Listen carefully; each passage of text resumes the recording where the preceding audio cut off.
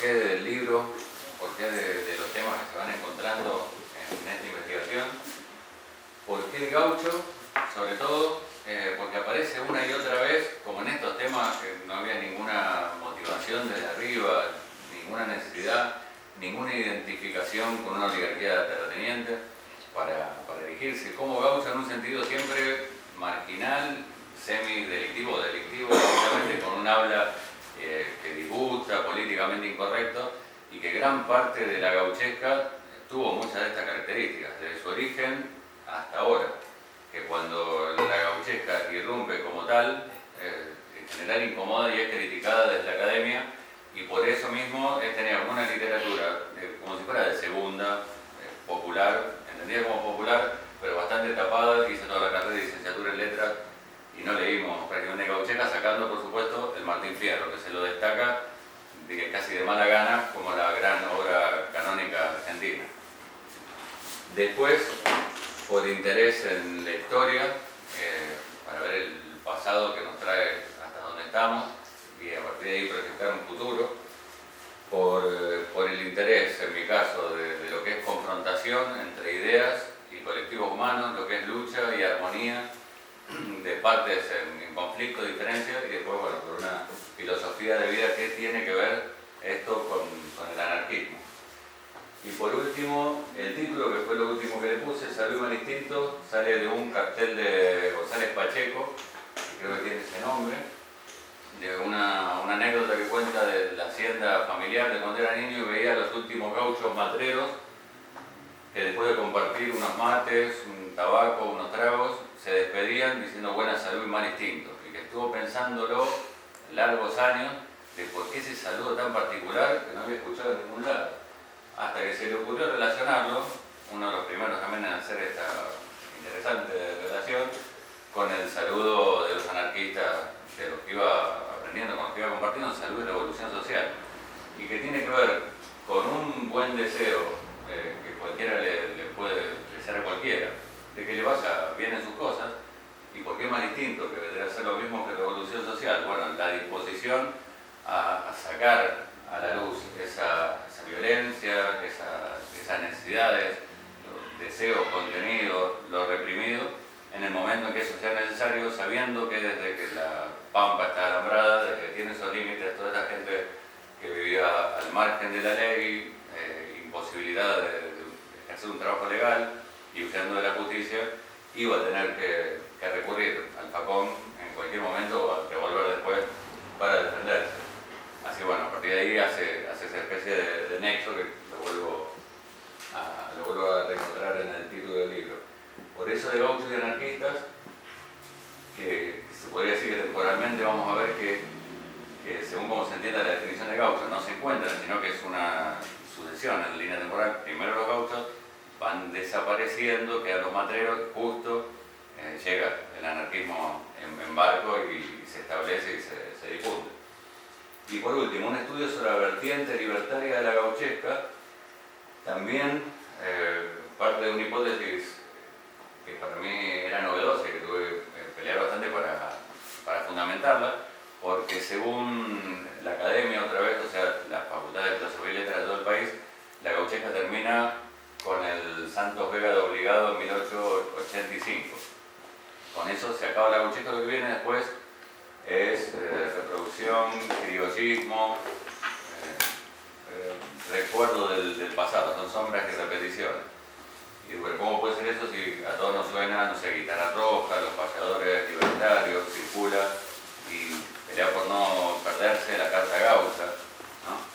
Y bueno, y tratamos de sacar del olvido, o fui encontrándome con quién es Alberto Giraldo, que no lo tenía prácticamente ni visto hasta empezar el libro, hasta que llegué al punto de 1906 de la publicación de Alma Gaucha. Lo importante fue la revista Martín Fierro, la enorme difusión y repercusión que tuvieron estas obras, estos programas, desde ese momento en adelante. Creo que lo había preparado para la entrada en Barcelona, sobre todo para quien no conociera. Primero la presentación de gaucho como figura identitaria, que me llamó la atención. Volviendo para atrás, lo volví a encontrar en todo lo que es mercadotecnia, desde fines del siglo XIX hasta ahora, que aparece una y otra vez. Aparece, por supuesto, en los actos patrióticos, aparecen en festividades populares, en la escuela, por todos lados, bueno, y aparece de esta forma llamativa, donde uno menos lo esperaría, en canciones que tienen que ver con el rock, que tienen que ver ahora con la cumbia 420 incluso, y después con esto de que en cualquier lado se conoce a los argentinos como los gauchos, donde hay muy pocos países que se reconozcan tanto con una figura arquetípica identitaria. Y bueno, también me llamó la atención por qué, y justamente por qué con los gauchos, siendo que nos separa toda esa distancia temporal, sacando la posible explicación de Martín Fierro. En esta representación era cuál era el territorio recorrido o de hábitat de lo que vamos a ver que es la clase gaucha,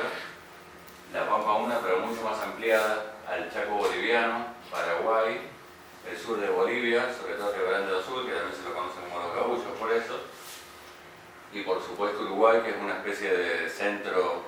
difuso de la gauchada, del gauchaje, se lo puede decir más de esa época, y bueno, de la población gaucha, y comienzo del uso del término propiamente en el discurso y de gran parte de su literatura. En esto, cuando empiezo a estudiar entonces la definición de gaucho, encuentro que hay una contraposición entre el uso, la presentación que hace, con algunas características en común, el Estado y la sociedad rural, con lo que representa un cafrune, por ejemplo, o cantores gauchos, que ahora podemos escuchar más al final algo de ese canto gaucho, o sea, realmente con lengua gauchesca, no solo folclore, y más específicamente la payada, que mantiene siempre ese ritmo, esa intencionalidad y una perspectiva, podríamos decir, ideológica que tiene que ver con esa vertiente libertaria de la gauchesca. Pero sobre todo cuando iba buscando usos actuales de la palabra gaucho, me encuentro con la Confederación Gaucha Argentina. Mira, la Confederación Gaucha Argentina, suena importante. Y rápido encuentro bien arriba, presidente Moneta, presidente honorario Carlos Menem. Acá hay un problema y una contraposición consolidadísima. O sea, una disputa que viene de largo y que pretende estar prácticamente ganada, aunque les sigue surgiendo de abajo este otro sentido arquetípico que tiene mucho más que ver con el Martín Fierro, que no tiene nada que ver con Martín Fierro con Moneta, por ejemplo, con Menem, o con la sociedad rural. Y bueno, que viene de largo y que esa pelea empezó, ahí sí en gran medida quizá con José Hernández, o poco antes. En esta definición vamos a ver que tiene mucho que ver la literatura, que es el campo que más estudié, aunque esto lamentablemente no lo vi para nada en la facultad. Eso desde sus orígenes. En literatura incluso como cualquier discurso escrito, al principio de los documentos burocráticos, poco antes de las primeras manifestaciones literarias, y después ya así más conscientemente y programáticamente una oligarquía terrateniente y comercial a la par, aunque no exactamente como lo mismo, contra directamente los anarquistas. No todos los anarquistas, pues también vamos a ver que hay una discusión entre heterodoxos y ortodoxos, de quienes estaban en contra del gaucho, a favor, o que no había que hablar directamente de ese tema, hay que hablar de proletariado, otros conceptos. Bueno, acá pasamos a un tema que puede ser enredado, porque no es mi área para nada de especialización, pero que me ayudó bastante a entender esto y otras manifestaciones culturales y por qué algo pega o no en una sociedad, o en un grupo social o en una sociedad de masas. En primer lugar, que la literatura argentina, si consideramos las producciones escritas en este territorio desde la conquista, desde las primeras que se hicieron, siempre parten de una base histórica real de algo que está pasando para ser ficcionalizadas. O sea, ficción viene del latín fingo, de amasar. Amasar hechos, ponerlos en relación para generar una relación de causa-consecuencia para producir un efecto determinado. Por ejemplo, en la cabeza del imperio. Es decir, esto es importante, manden más plata, esto está bien, esto otro está mal, nosotros somos esto, los otros son tales.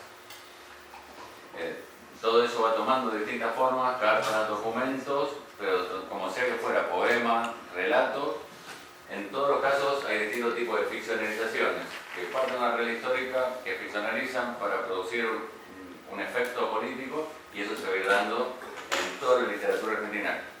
actualidad, salvo una corriente europea que llega más de la modernidad del arte por el arte, donde, bueno, donde este no es el mismo camino. El modelo es el europeo y ni parte de una realidad ni necesariamente tiene una finalidad política.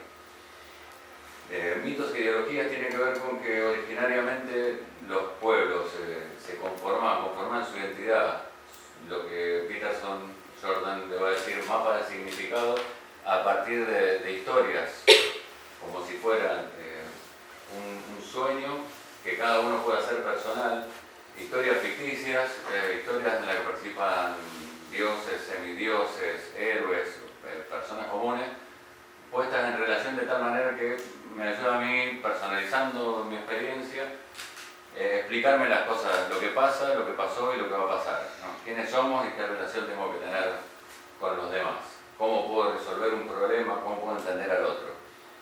Y que eso a partir, sobre todo, después del Renacimiento, con el racionalismo y sobre todo con el positivismo, va siendo desplazados los mitos como propios de la barbarie, del atraso, en relación a la civilización, por ideologías mucho más explicativas, mucho más racionales y mucho más conformadas en un modo de manual de instrucciones, de definiciones específicas y entonces lo que hay que hacer, quién es el otro, quién soy yo y cómo tenemos que organizarnos y actuar. Lo que le falta a estas ideologías en relación a los mitos, a la gente que vamos a ver ahora que lo estudió, es un nivel emocional, un nivel de personalización, de experiencia, que al no tenerlo, en general tiene que estar siendo repetido y obligado, tiene que estar siendo presionado por distintas instituciones y es muy difícil, no tiene la flexibilidad que tienen los mitos de que se los lleva cada uno consigo y que pueden irse modificando con el tiempo incluso de acuerdo a las necesidades y las sensibilidades sobre todo de cada pueblo. En ese sentido, Jung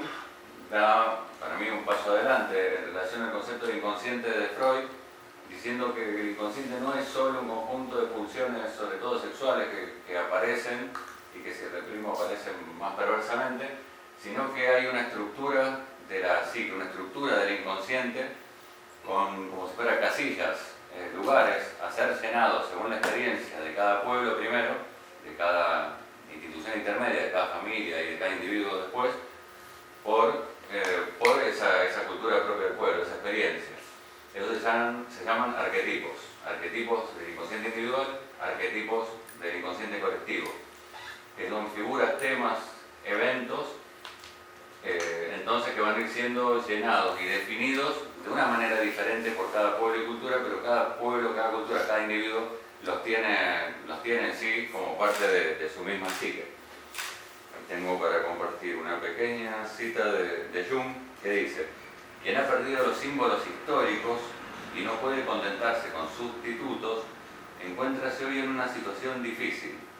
Ante él se abre la nada, frente a la cual el hombre aparta el rostro con miedo, peor todavía el vacío se llena con absurdas ideas políticas o sociales, todas ellas espiritualmente desiertas. Nuestro intelecto ha hecho conquistas tremendas, pero a la vez nuestra casa espiritual se ha desmoronado. Esto tiene que ver con que toda esta gente que vamos a estudiar, que es la clase gaucha propiamente, que no tiene formación académica, escolar, para nada, ni siquiera institucional, relación institucional,